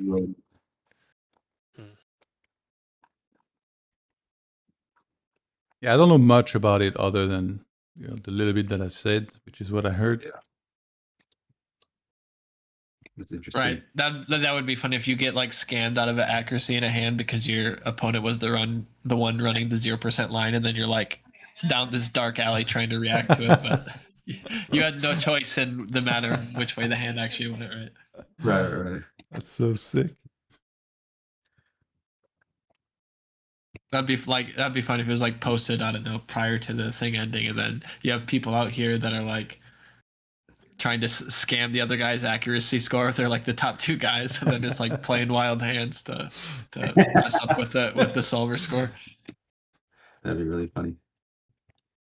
It's like Squid Game, like they're pushing each other, dragging them with them. Right, just like if the guy's at the big blind, you just like start off with like an open limp or something. So then he's like playing a limped pot versus the cutoff or something, and you know what I mean. You could do random stuff like that Right. If that's how it actually worked.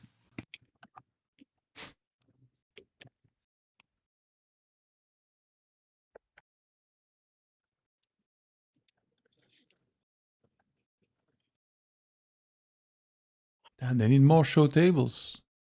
Look at this. Davy playing a hand with Prodigy. And now we won't see unless we go to the river and something happens. Oh, maybe.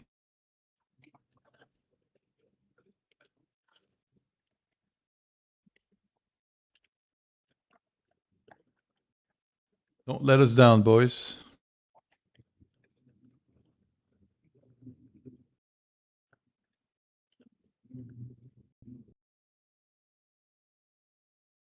Davy fires on the turn. Double paired boards. I'm guessing this is a 3-bet pot.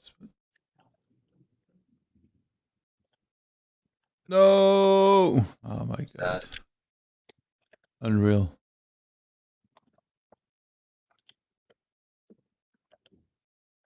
Who is Deerp? Let me check.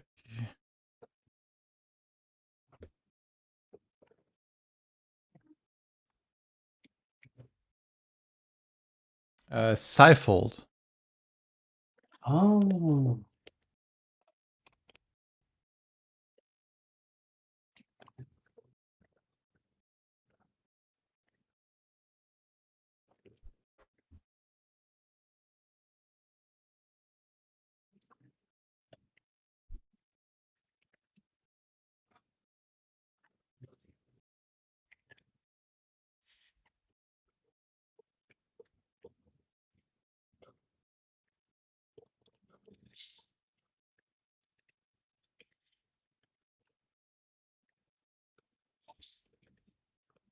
Actually, I'll post in chat the thing I have, the list, so you can see more easily. Oh, okay.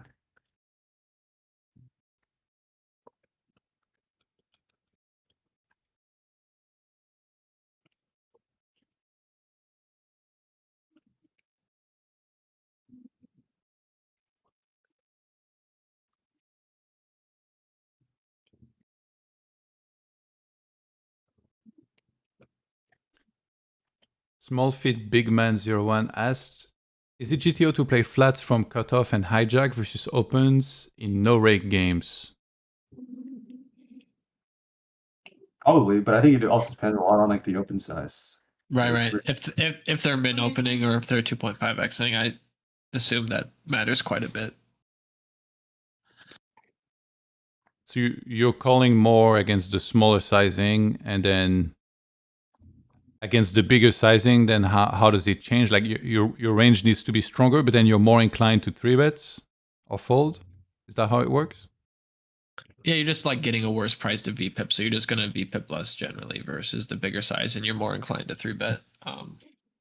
But when it's also a little bit of stylistic choice of if they're trying to play more complicated or more simplified on how much they're trying to do those non-button flats. Yeah. I would guess you'd see like a good mix of different people trying to employ different kind of styles. Like I would guess someone like Prodigy or Flushy probably is more interested in playing those kind of like complicated cutoff flats or whatever, and then some of the other guys would probably prefer to just play simplified and just still 3-better fold, except for the button. And then the small blind flats will increase a lot too. I think everyone's playing those though.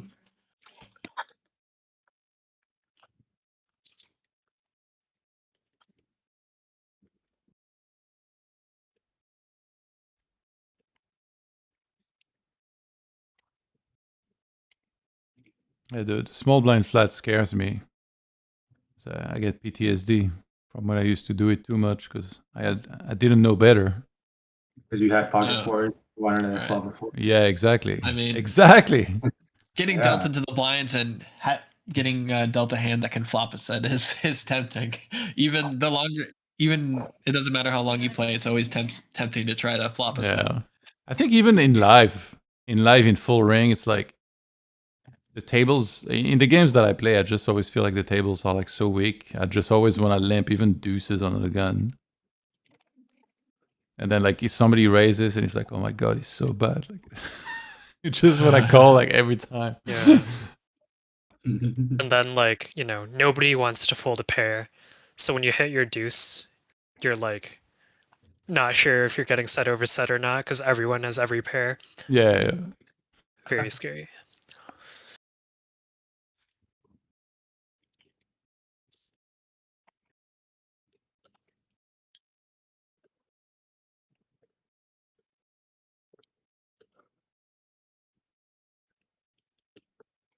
I'm pretty sure Doug had a bit where he was like, before he came a heads up no limit player, he was a full ring player, and he tried to play as many tables as possible because the more tables you play, the more sets you can flop, and that was the strategy when you're playing 9 max no limit. Flop a set and stack the dude. Yeah, no set, no bet.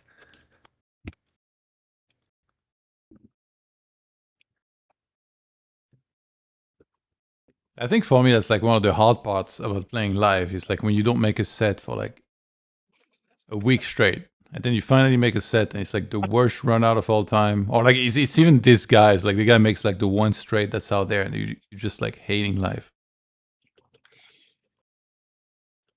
I mean, yeah, that's like it's just the sample sizes really eat into you because it's like you can obviously always complain about getting all in pre and winning or losing a flip, but that like never really happens in live, right? It's more about the run bad of like what the hand matchups are of when you have a good hand, if they have a second best hand to actually pay you off and that kind of stuff.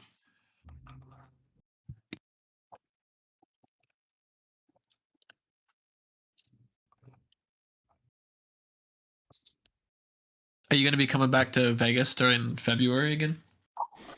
I don't know yet. Probably, I don't know, maybe. Oh, okay. I actually like I had some. I went to secondary inspection now when I went to Minneapolis. It's pretty sick. I don't know if you heard I talk about it on the stream. Oh no! How you know about that? Like, was it like scary? Well, it was just like secondary inspection because you're like from out of the country, right? Like that kind of thing. Yeah. Well, so like I get to I fly through Chicago, and then I arrive there, and then at the customs, the guy is like, he's talking to me. He's like, "Oh, what are you coming here for?" Basketball games. He's like, "Oh, do you have tickets? Show me." I show him everything: hotel reservation, flight back. And then he's like, "You come here pretty often. You were here twice already this year, and like when you went to Vegas." And I'm like, "Yeah, I play poker as like as a hobby." And then he, out of nowhere, he just like shouts at me. He's like, "Tell me where you really come here, otherwise I sent you to secondary inspection." And I had talked to Rotterdam earlier, and then because he had to do secondary inspection a whole bunch of times himself because he always traveled to the US, and he was like, "If it happens, like just don't say anything." So the guy just tells me that, and then I just stay silent. I don't even know what to say. I was shocked he was yelling at me, and like I was telling the truth. So I say nothing, and then he still sends me to secondary inspection. And I just sat there 6 hours and a half. Like nothing happened. Wow, that's they held you that long. That's so sick. 6 hours and a half. Wow. So I got out, and then there's no more flights to Minneapolis. So then I slept. It was 10 p.m. I slept on airport chairs until 6 a.m. It was shit. That's brutal. So did they like compensate you for your flight then, I assume, since they made you miss your connection and you weren't doing anything? Hell no. But like the company at least gave me like the new flight in the morning. But then I also lost like a night of hotel. Right. Yeah, that's so annoying. But yeah, I think like I so wonder the way the way ESTA works is that like when you enter the country, you get 90 days, but you shouldn't exceed. I think like the maximum is like 6 months. You can go to the US 6 months in a year. But if you're doing that like regularly, or like even if you do it one time, they might tell you, all right, like get a visa. If you want to be here 6 months in a year, it's almost like you're living here.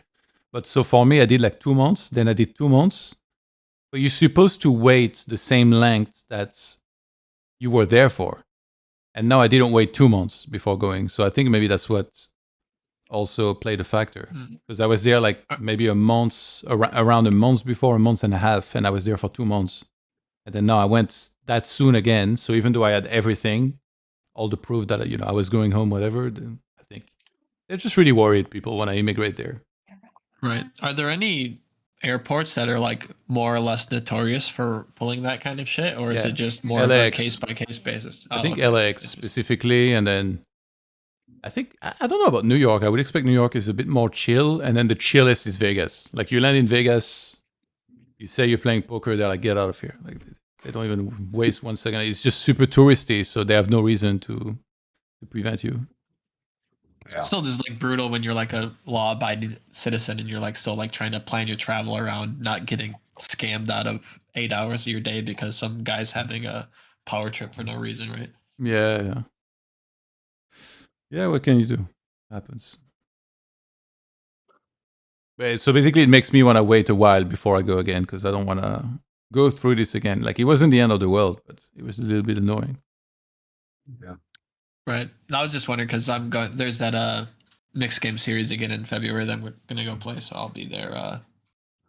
I think it's like in the middle of February again, like I was Nice. last year. Yeah.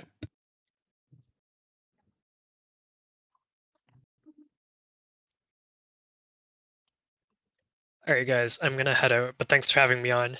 Yeah, thank you for had a hanging good out. time. You're welcome Yeah, back have a good one. anytime. And if you have any shout outs, go right ahead. I am okay, but have a good rest of the stream, you guys. See it. Haters. This Chinese guy's fucking hilarious. Maybe try chopping it up with him like you're on the stream instead of analyzing hands. Oh, this guy's sick. We need to get him on here to analyze hands. It's pretty funny. He thinks he's gonna make it out no limit 50 if we keep breaking down hands. Right. We gotta hold his hand out of NL50. I gotta go punt a few stacks to him. Weston, you wanna help out? Oh yeah, I can help out. Are you still like 8 tabling Russian cash or whatever it No, was that no, you no. used? 4 tables, come on. Or 4 table. I played actually today. Are you still just like playing like the GG Russian cash stuff, or is something different now? Yeah, pretty much. But no, I hadn't played in a while. Because like after I came home, I was like jet lagged and then got sick. But yeah, today I was like, I'll do a bit of a session, and then yeah, 6 binds on the EV after a couple thousand hands. I was like, all right, enough for now. I broke even at least.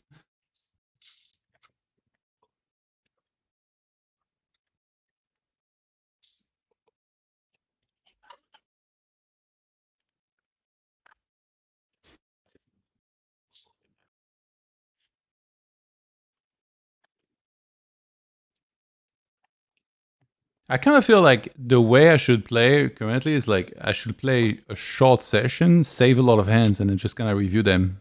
And then once I've reviewed them, like go again. Is that something like you guys did that initially? Oh, I think that's yeah. I think that's good for improving and also good for mindset, because then when you're playing, you're like in the mode of just like being curious and trying to figure out hands that you don't understand. Yeah. And then when you're playing like these long sessions, it's much easier to become like way more money focused and be like, I'm playing till I'm fucking even. So like, I don't know, just like pre-planning out just to play hour sessions and, you know, make it a goal to have 5 or more hands to review. Stuff like that is, I think, much better for improvement than kind of going in without goals of like, you know, actually reviewing or studying afterwards. Yeah. Yeah, especially if you're playing like fastball tables, because like that's like one of the advantages of fastball tables, that you can just like sit out, do something, and then immediately get your seat back. Whereas like if you're playing reg tables, you kind of have to, and if you have like a good seat, then you kind of have to stay and like you can't leave. Yeah, so but that's like oh, you mean like yeah? So you can close like the whole software, right?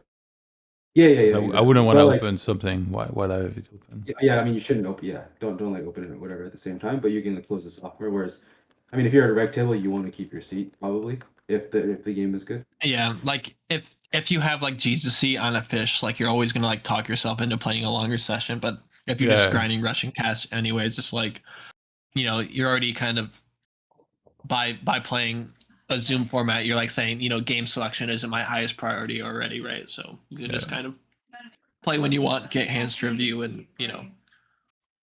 Yeah, it's kind of how I was playing like 200 Blitz back in the day. I would just like play a few hands and then like just like be. I mean, it was probably like I wanted a solver cope, and so I would set out and do some solver coping and then hop back in immediately, and it was kind of convenient for that. It's in there, 3%. Yes. Yeah, exactly. Or even it's like, oh, it's 0%, but you like do all these no locking, then it's in there. The solver doesn't know. There's different degrees to solver coping. So I know the pool. I know them. Yeah. I know better than Pie. Sharky Jaws asked, is there a minimum volume for closest bot comp? You mean what I mentioned earlier? Yeah, I think he's talking about like the closest to solver thing, if there's a volume requirement to win that award.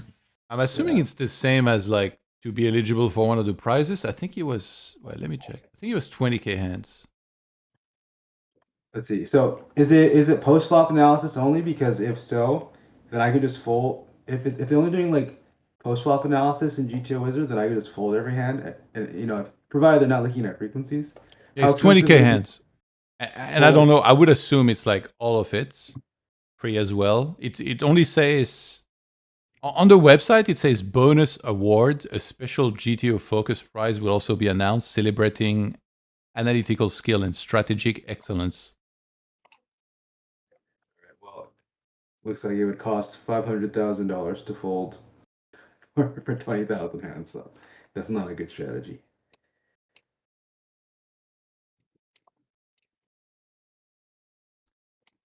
And the Wolfdog SNS in the chat said, "Sup guys, Weston, what's up?" Is that a friend of yours, Weston? Dog, I mean, I recognize the name, but He's he's Wolfdog in the KCC as well. oh, that's why I recognize it. What's up? I like how I said hi to me, but not you. Oh, okay, yeah. Yeah.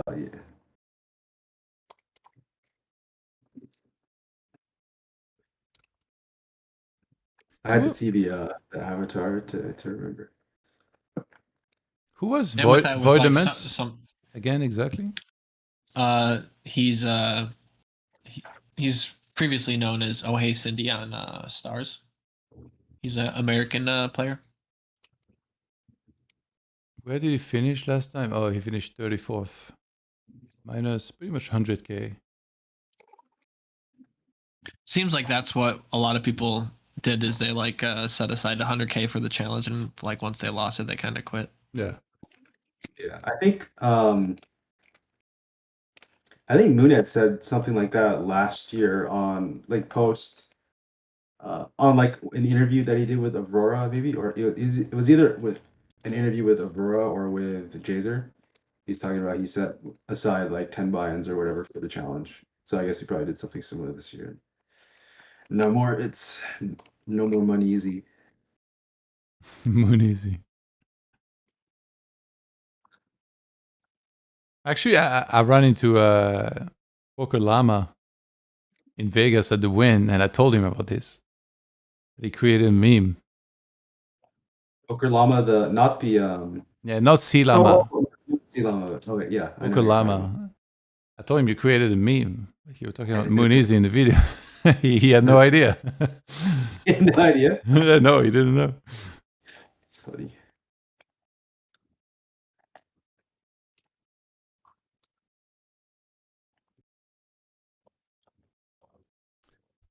Yeah, I don't know the details, Sharky Jaws, quite yet. I think it will be announced very soon, hopefully. We'll know more. I think also, like, so usually Kaki is the one that will know about all this stuff, and usually he does all the VIP games. But I think earlier today he wasn't available. But if he's next week and you're there, make sure you ask him anything you want. He'll know, he'll have all the answers.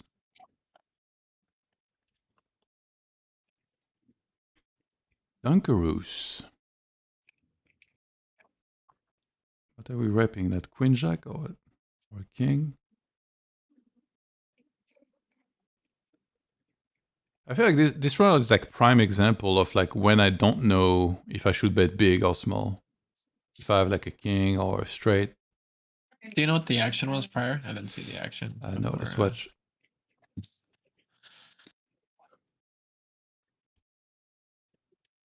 So this is a 3-bet from Dunkaroos big blind against Mr. Lumberjack's button. Wait, actually he opened 3x, by the way. He opens 3x. So I seen him do that earlier too. I think that's what he's been doing. He's been opening 3x from the button. Yeah. So the 3-bet is 12 bigs. And then we head to King 5. Continues for third pots. Call. 10 on the turn. Checks around. 9 on the river.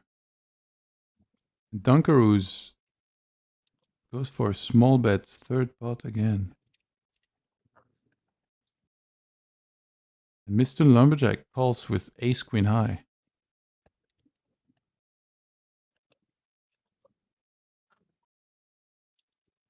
Yeah, I'd say you were saying that you have trouble like figuring out what size to bet. I think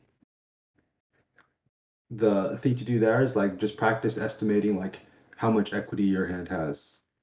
And then once you know that, you could figure out um like or effectively figure out how much your hand is worth. And then No, I mean like on the river. yeah. How much equity you have like versus his range.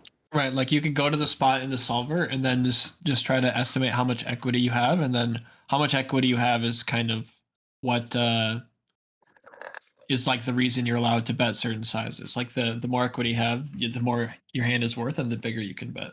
So if like you show up here and you have Jack 10, you can try to estimate how much equity you have, and then check it in the solver afterwards. Because like most people uh, are in the kind of the habit of only like checking frequencies and seeing if their hand like call folder raises in certain node. But what you should also be interested in is like the actual EV and equity of your hand in certain spots to be like, Yeah. oh, it says my hand is only 80% here, but it looks like the solver is trapping a lot more in the turn than I expect.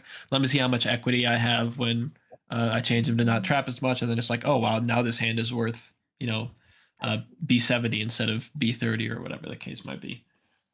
So like that's the kind of thing you can do to like actually try to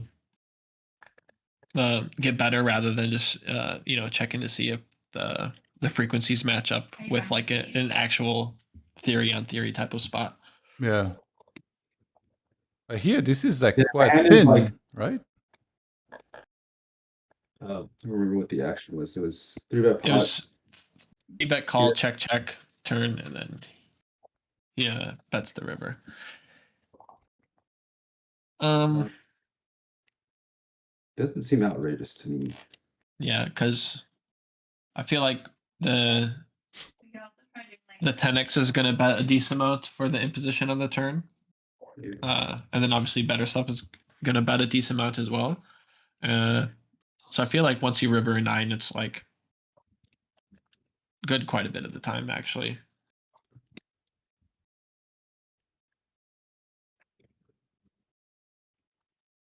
Could ace queen on the river here ever click on the river? He could bluff jam with his hand, I think, but I think all options are on the table for his hand. It seems like a little Doug Polk scenario. He can call fold or raise. Yeah. But I assume, Dunkaroos isn't bluffing with the pair here, so he beats bluffs and loses to value. So his hand is kind of the classic indifferent type of hand that, depending on how he thinks his blockers match up with his opponent's range, he could decide to do all three options with it, I would say.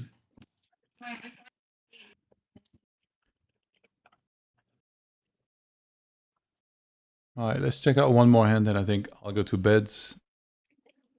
Sounds good. It's crazy, actually. Like, this is the most tables that I've run. I feel like I shouldn't even go, but I'm like pretty tired. And in 8 hours, I'm supposed to commentate with Waco. So yeah, I mean, yeah. If you have a scheduled stream coming up, you gotta make sure you're ready for that. So. But I already feel the bad beat, It's like I go to sleep now, I wake up, and there's 0 games running, and I'm like, oh my god. Okay, you can message Brandon and tell him to go play, and maybe he'll go play. Dude, Brandon's been dodging. Yeah, but he needs to stop dodging. He also doesn't play that much on weekends, so I think you're more likely to see him make an appearance on the weekdays. He's probably watching as well right now. Brandon, we miss you.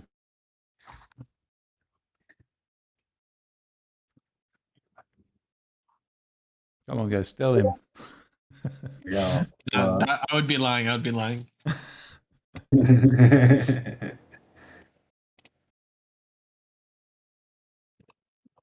All right, last hand.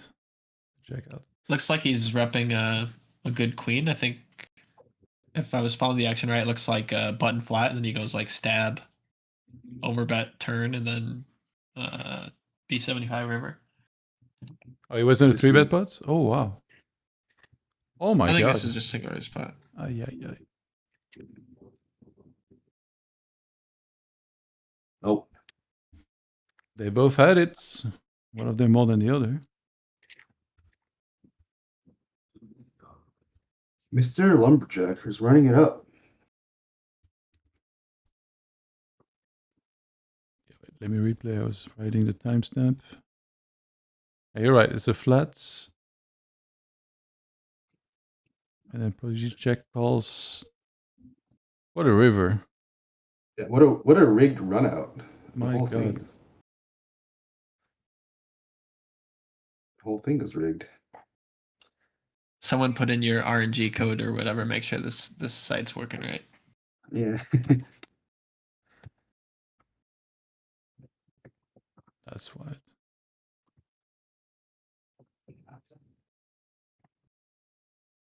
Nine's flatting versus 3-betting here?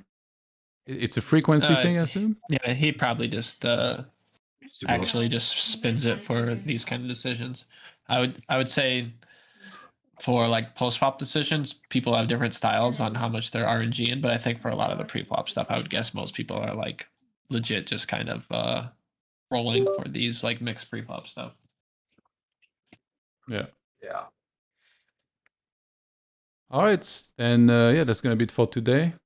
Thank you so much for joining, guys. Yeah, it's fun talking. Any shout-outs? I may have some shout outs later on, but today, no. I have a shout out to the KCC Poker Discord. Come into the Discord and donate to the kids charity drive for Christmas. Not true. What about BioTools? Oh, yeah, I haven't done much work with PowerTools. I don't want any more customers right now. All right. All right, thanks. Nice. Just for Black Friday, I see you already. Well done. Thanks, guys. All right, yeah, talk to you later. Have a good night. Peace. All right, big love to our 3 guests today. We had Bear in Hands earlier, and then Moose Gills and Weston also joining us. So shout out to them. Shout out to all the viewers that hang out. And Sharky Joss, you asked what time is Wacko on? He'll be on supposedly at noon, which is in about 12 hours, noon CET. Hopefully there will be tables running, because right now I feel like there's 6 tables going strong. If those guys end up playing late, they almost certainly won't be up at noon, but we did make an appointment, and I plan on being there. So hopefully there is some games running, and I'll see you guys then. Yeah, much love, everyone. Make sure to give a follow to Poker Strategy and CoinPoker on all their socials. Very easy to find. PokerStrategy.com. On Twitch and YouTube. CoinPoker off on X. I'll see you guys tomorrow. Or well, in about 8 hours, hopefully. See you guys later. Have a good night. Peace.